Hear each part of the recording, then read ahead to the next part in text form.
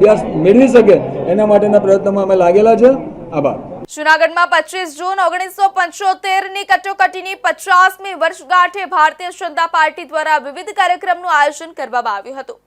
આ દિવસને સંવિધાન હત્યા દિવસ તરીકે મનાવવામાં આવ્યો. કાર્યક્રમની શરૂઆત જૂનાગઢ કૃષિ યુનિવર્સિટી ખાતે તિરંગાથી યાત્રા સાથે થઈ હતી અને શાળાના વિદ્યાર્થીઓ, યુવા કાર્યકરો અને નાગરિકોએ દેશભક્તિના નારા સાથે યાત્રામાં ભાગ લીધો હતો.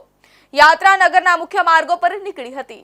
25 જૂન 1975માં પૂર્વ પ્રધાનમંત્રી ઇન્દિરા ગાંધીએ લગાવેલ કટોકટી દિવસને સંવિધાન હત્યા દિવસ તરીકે મનાવાયો હતો. જિલ્લા કલેક્ટર દ્વારા કૃષિ યુનિવર્સિટી સરદાર ઓડિટોરિયમ ખાતે ખાસ સંવિધાન હત્યા દિવસ અંગે કાર્યક્રમ યોજાયો હતો. કૃષિ યુનિવર્સિટીથી બહાઉદ્દીન કોલેજ સુધી રેલીનું પણ આયોજન કરાયું હતું, જેમાં વિદ્યાર્થીઓ, પોલીસ બેન્ડ, આમ જનતા પણ જોડાયા હતા. આ તકે સાંસદ રાજેશ ચુડાસમા, ધારાસભ્ય સંજય કોરડિયા, મેયર ધર્મેશ પોશિયા સહિતના હોદ્દેદારો પણ ઉપસ્થિત રહ્યા હતા. સાંસદ રાજેશ ચુડાસમાએ આ કાર્યક્રમ અંગે કહ્યું કે સત્તાના મોહમાં ઇમરજન્સી લાગુ કરાઈ હતી, જે સમય આજની પેઢી ભૂલી ન જાય એ માટે આ કાર્યક્રમનું આયોજન કરાયું હતું.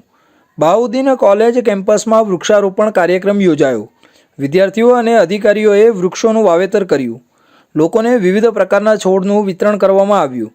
આ માધ્યમથી પર્યાવરણ જાગૃતિ સાથે સંવિધાન બચાવોનો સંદેશ પણ આપવામાં આવ્યો હતો. આ દેશમાં ઇમરજન્સી એટલે કટોકટી લાદવામાં આવી હતી. એ સમયની સરકારે પોતાના સત્તાના મોહમાં આ દેશમાં જે ભય, ભૂખ અને ભ્રષ્ટાચારની વિરુદ્ધમાં આંદોલનો થતા હતા, પ્રેસ પ્રતિનિધિઓ સરકારના વિરોધમાં જે લેખો લખતા હતા, એને કારણે ચૂંટણીમાં ગેરલાયક અલ્હાબાદ કોર્ટના એક નિર્ણયને કારણે ઇન્દિરા ગાંધીને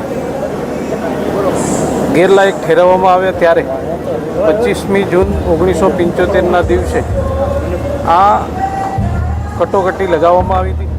ત્યારે આજે આવનારી પેઢીને આ વિસરાઈ ન જાય એટલા માટે દેશના પ્રધાનમંત્રી આદરણીય નરેન્દ્રભાઈ મોદીજી દ્વારા 2014થી લઈને આજ દિવસ સુધી કેન્દ્રમાં સરકાર છે.